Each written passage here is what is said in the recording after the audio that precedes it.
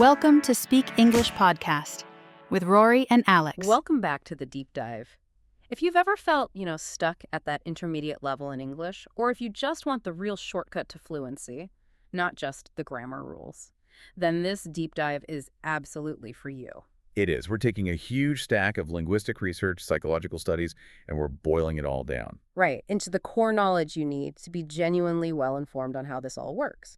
And our mission today is a bit unusual because we're looking at fluency on two totally different scales. How so? Well, we're starting with the micromechanics. I mean, literally the softest, laziest sound you can possibly make in English.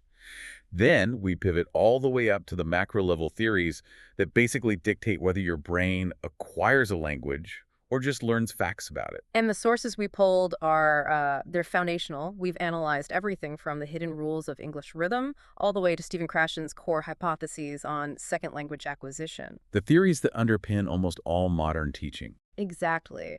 And then we're looking at some really cutting-edge stuff, new research showing how AI and VR are basically weaponizing this theory to kill the single biggest barrier to fluency. Which is anxiety. Anxiety. So we have this dual approach. We do. First, you need to understand the invisible engine of native rhythm. That's the schwa sound. Second, you leverage the big concepts acquisition versus learning, the input hypothesis, and the effective filter to just fundamentally change how you practice. To avoid hitting that wall, that plateau everyone talks about. Exactly. Okay, let's start there then. The invisible engine. The schwa sound. The sources call it the laziest sound you can make that has the greatest impact on your English fluency. And that's absolutely true. It's funny, the schwa, which phonetically is this little symbol, it's the single most common vowel sound in all of English. The most common. By far, it dominates the frequency charts. Yeah. And yet, almost no native speaker even knows what it is. They just use it instinctively. So how do you what does lazy actually mean here? It means pretty much zero effort. You just relax your mouth, let it hang open a little, and a soft sound comes out from the middle. Think of the sound you make when you're thinking, I'm not sure. It's that neutral, completely unstressed sound. Okay, I can see that. But why does one little grunt matter so much for, sounding fluent? Because English is a stress-timed language. This is the absolute core of his rhythm. And what does that mean exactly, stress-timed? Well, unlike a syllable-timed language like Spanish, where every syllable gets about the same amount of time. Da-da-da-da-da. Exactly. In English, we rush through the unimportant syllables so that the time between the main stressed words feels pretty constant. So the schwa is just the filler sound we use to rush through the weak parts. Precisely. It smooths everything out and creates that rhythm. If you don't use it, if you pronounce every single syllable perfectly, you sound like a robot. Monotonous and awkward. Right. You don't sound formal. You sound like a computer voice. Yeah. The schwa is what makes you sound natural. And the sources say this happens in two main places. Yes. First, it's in the unstressed syllable of longer words, like the A in problem or the U in support. But the big one, the one that's crucial for fluency, is in the function words. Ah, the little glue words. Prepositions, articles, the A, the because, with, of, to. Those are the ones. In fluent speech, those words almost disappear. They get reduced to a schwa. So listen to this sentence. The delivery was delayed for more than 3 weeks. If I say every word clearly, it's clunky. Right. But a native speaker says, the delivery was delayed for more than 3 weeks. The E, the A, the O, they all become Wow. Okay, you can really hear that. It's so much smoother. It is. And trying to emphasize every syllable is just exhausting to say and to listen to. And here's the kicker, right? The schwa doesn't exist in writing. Not at all. We have 26 letters, but like 44 different sounds. Yeah. If you only learn English by reading, you will never, ever see the schwa. You have to hear it. Which means acquisition is about listening, not just memorizing spelling. Exactly. Which brings us from the micro sound to the macro theory. How does the brain actually build this competence? And for that, we have to talk about Stephen Krashen. Right. Krashen's big distinction. Let's call it the autopilot versus the rule book. He calls them acquisition and learning. Yes. Acquisition is the subconscious process. Yeah. It's how you learned your first language. It creates what he calls acquired competence. That's the autopilot, the system that lets you speak fluently and spontaneously. And learning is the conscious part. Mm-hmm. The grammar rules you memorize in a classroom, that builds your learned competence, your rule book. And the monitor hypothesis connects the two. It says the rule book, the conscious part, can only act as an editor for what the autopilot produces. Think of it as your own internal grammar cop. and it's a really slow, picky one. I'm serious. For it to even work, you need three things. You need time, you need to be focused on being correct, and you have to actually know the rule. So in a fast, normal conversation, It's completely useless. Your autopilot, your acquired system, is doing 100% of the work. The conscious learning is just for, slowly editing an email. wait a second. If the monitor is that limited, what was the point of my 3 years of high school Spanish grammar?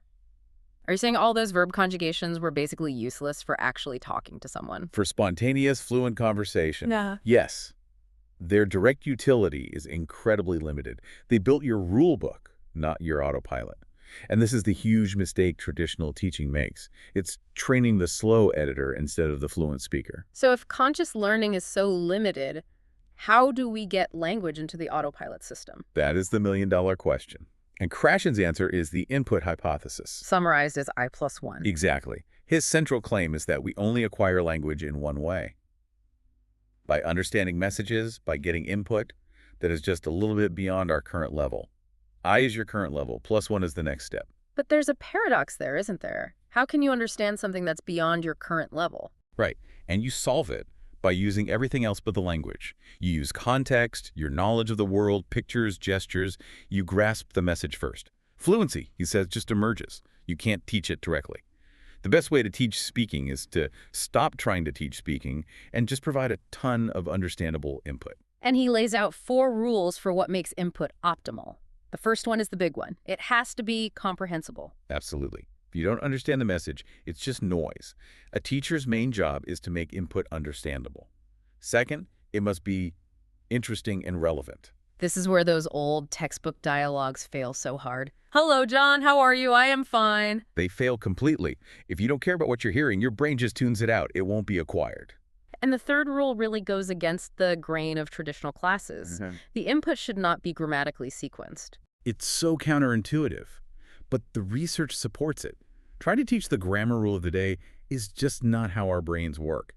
If you get enough interesting, comprehensible input, I guarantee the I+1 stuff will show up naturally, and it will show up again and again. That's your built-in review. And the final one is about volume.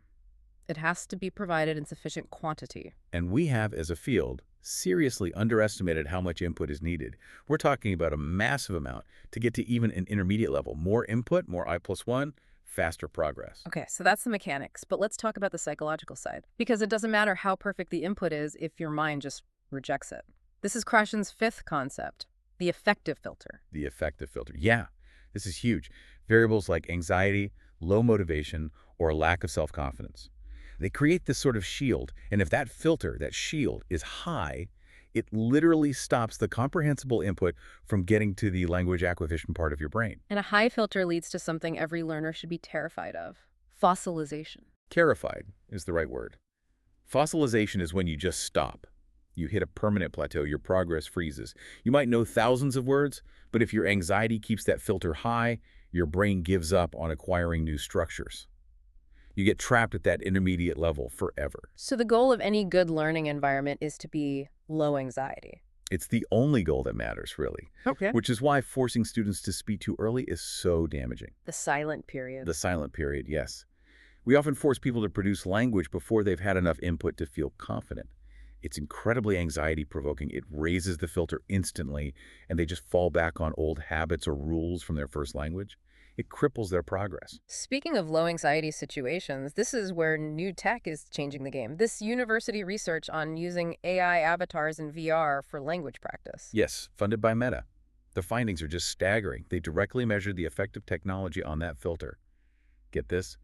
92% of the students said they were less nervous talking to an AI avatar than in a normal classroom. 92%. That's not a small improvement. That's basically dissolving the filter for almost everyone. It is. The input can just flood into the acquisition system. Right. It's a fundamental change in how the brain receives the language. And there was another benefit too, right? Yeah, 70% said that being in VR helped them fully focus because it removed all the distractions of a classroom. So you have a tool that's available 24/7, gives you perfectly tailored I+1 input, and lowers your anxiety to near zero.